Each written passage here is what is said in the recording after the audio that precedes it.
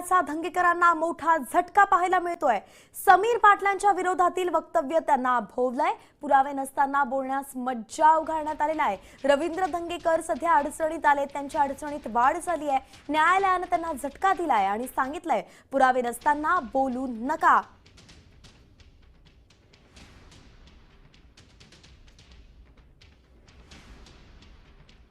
इसम रवींद्र धंगेकर हे गेले काही दिवस माझ्या विरोधामध्ये खोटे व खडसाळपणाचे जे आरोप करत होते त्याच्या विरोधामध्ये आम्ही स्पेशल सिव्हिल कोर्ट या न्यायालयामध्ये दावा दाखल केलेला होता व या दाव्याच्या अनुषंगाने माननीय न्यायालयामध्ये 3 तारखा झालेल्या होते। तिन्ही तारखेच्या मध्ये इसम रवींद्र धंगेकर किंवा त्यांच्या वकिलांच्या मार्फत कोणतेही पुरावे अथवा कोणतीही माहिती देण्यात आलेली नव्हती व ते देऊ शकलेले नव्हते।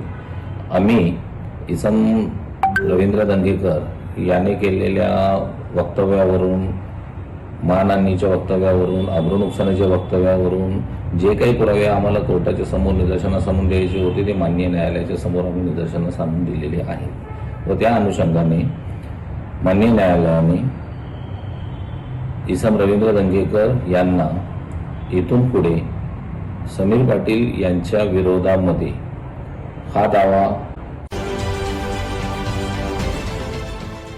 देश विदेशातील प्रत्येक घडामोडींचे लाईव्ह अपडेट मिळवण्यासाठी आता साम टीव्हीच्या सर्व सोशल मीडिया प्लॅटफॉर्मला लाईक, फॉलो आणि सबस्क्राईब करा। तसंच सर्व नोटिफिकेशनसाठी बेल आयकॉन प्रेस करायला विसरू नका।